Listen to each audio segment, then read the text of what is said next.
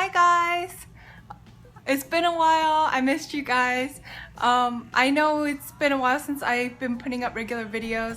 It's been a little hard with the treatment. For those of you guys that are new to my channel, I am a cancer patient, so yes. I love doing YouTube, so I want to be able to enjoy what I'm doing and not have to like force myself to do it. So yeah, that's the reason. But I actually today wanted to share with you guys, with going through treatment and all, I basically lost all my eyebrows. I mean, you can't tell now, I have it drawn in.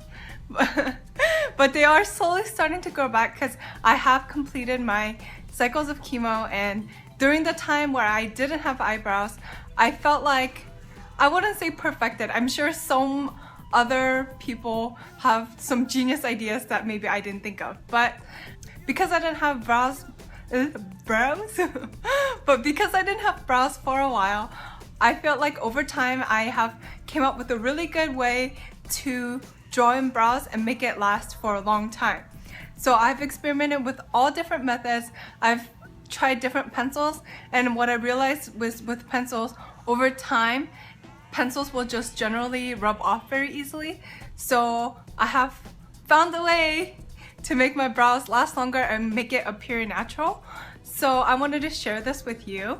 And for all other patients that don't have brows, that are kind of going through what I went through, I wanted to share a way for you guys to look like you have brows, you know?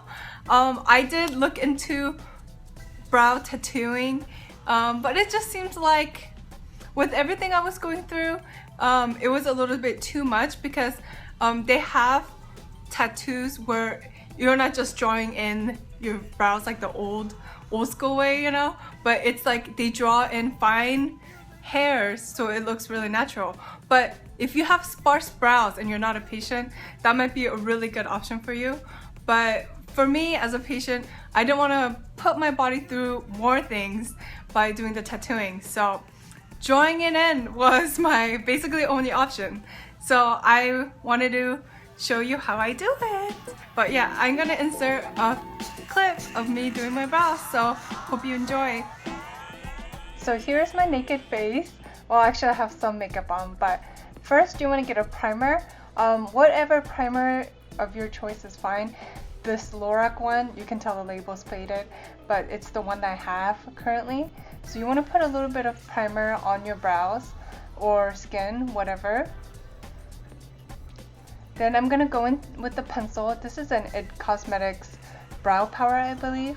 And you kind of wanna just draw in the shape of the brow that you want. It also kind of helps if you lean the outer edge of your palm against your cheek and kind of use that as a guide for the round shape. You know, almost like a protractor. So here I am, kind of finished with the shape of what I want my brow to be like.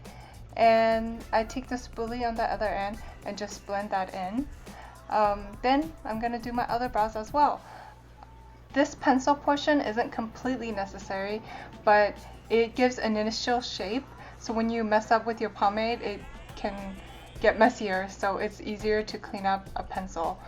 Also, having a lighter base underneath before you go in with the pomade, I feel like gives a little more dimension and makes it look a little bit more natural. So I think I feel pretty satisfied that they look even enough. So now I'm gonna use the Anastasia pomade. The shade that I have is an ash brown, and it seems to just be perfect. And I will be using that with the number 7 Anastasia brow brush. For some reason the word brush just did not come to me, but I'm gonna dip it in lightly, and I'm gonna be using a very, very light touch and just make small strokes. I feel like because the brush is so thin, it makes fine strokes, but at the same time that makes it so you have to dip into your pomade quite more often than if you were using a thicker brush. But I think it's still worth it, so because you really want to get the really fine line to make it look like real brow hairs. Every time you dip back into the pomade, you want to start at the center of your brows because you don't want the ends to have too dark of a spot, and right when you dip in will be the darkest. So start from the middle, and if you get a little too much, you can wipe the sides off on your hands just like I did, or you can do it on a tissue, whichever you prefer. You can tell I'm super concentrating right now. The brow portion closer to your nose are generally lighter in color, so you want to do that part more towards the end when you have less product on the brush. So I'm looking to see, do I like it? If you have any dark spots and you kind of want it to blend out, you can also use your spoolie. So I'm kind of satisfied with that one side, so now I'm going to be drawing in my second side.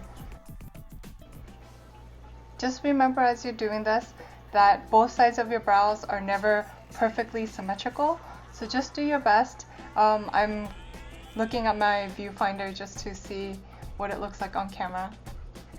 Drawing brows like this could seem like a long process, especially with all the steps, but it will get a lot faster and easier. You see that dark line? If you get a dark line like that, just use a spoolie to blend it out a little bit and lighten it. Just remember that because you're drawing fine lines in, if you brush it with a spoolie, it could just blend everything out. So you don't really want to do that at the very end like I normally used to do when I did have hairs on my brow. So I think I'm pretty satisfied with how that looks. So lastly, this is the last step.